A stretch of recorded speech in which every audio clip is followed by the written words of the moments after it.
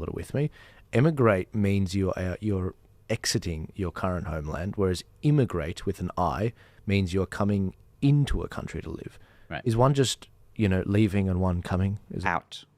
One's coming and one's going. Yeah, in? that's my understanding. Okay, all right. See, it's because it's And they it's also E and I. sound a little similar. Exactly, For a while, I yeah. wasn't sure actually which thing we were saying. Yes. Same. Yes. So why are you highlighting emigrate with an Out, E? because that's where for the right.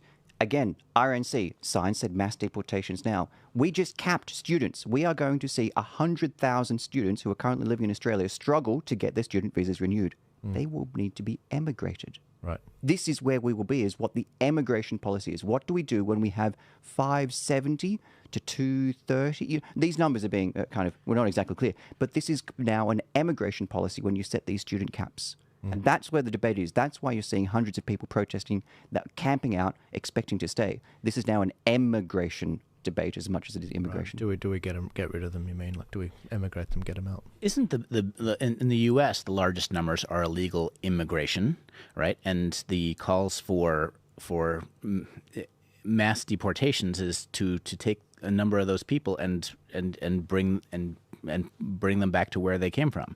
In Australia, the big numbers are actually legal immigrants, aren't they? Whereas the people who are staying illegally is a much smaller percentage of that, is it not? If you have overstayed your student visa, you are an illegal Oh, I understand. immigrant. But in terms of what has a big impact, like for instance the housing crisis here in Australia, isn't that a consequence of large numbers of legal immigration due to policy, as opposed to just leaving a border open and allowing millions of people to come in? And if they've overstayed those legal immigration policies, they are now illegal immigrants. Oh, I understand. And that can't be Right. really. We're looking at this.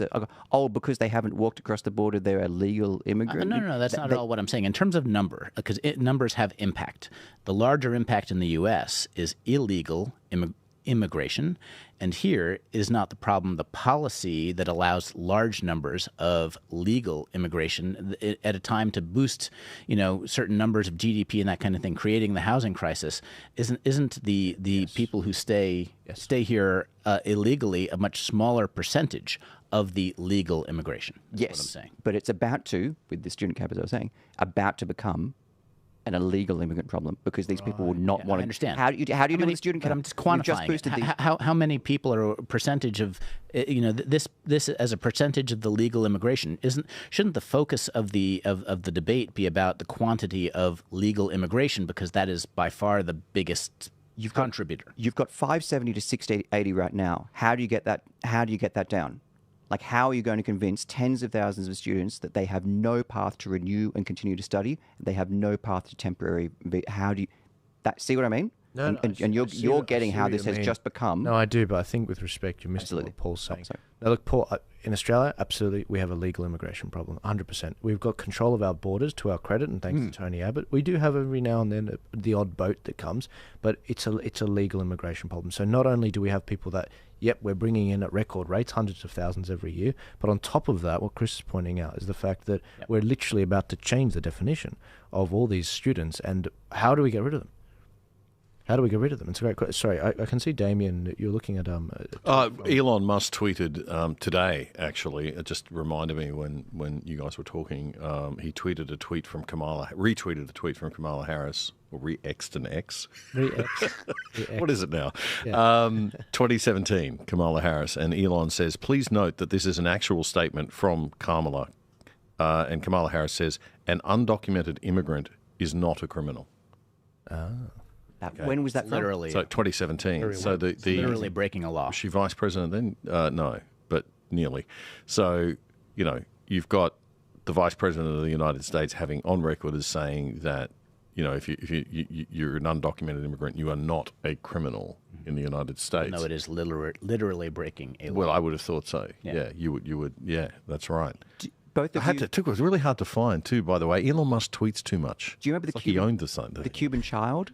Do you remember the Cuban child who came across on the boat Yes. in Florida, and there was the photo of the FBI agent reaching for him in that photo? That's when borders ended, and I think that was 1998. For the left, that's when the American border became open. You could take it even earlier than that with the Muriel boat lift. Do you remember that? The Cubans, they opened their prisons and they flooded Florida with boats. You could say the borders ended there. This is not something new. It ended for the left decades ago. The right's only just starting to catch up now. Well, a lot of these things are a hijack of compassion, right? Basically, we take what we think is a positive impulse of people, and we basically weaponize compassion to implement or ignore laws that ultimately aren't necessarily good for the people in the country. So when it comes to the illegal immigration, or it's like, well, the call is to be compassionate, sanctuary cities. And that's also where it comes to the taking it's a Shakespearean tragedy to take someone's positive virtue, a compassion.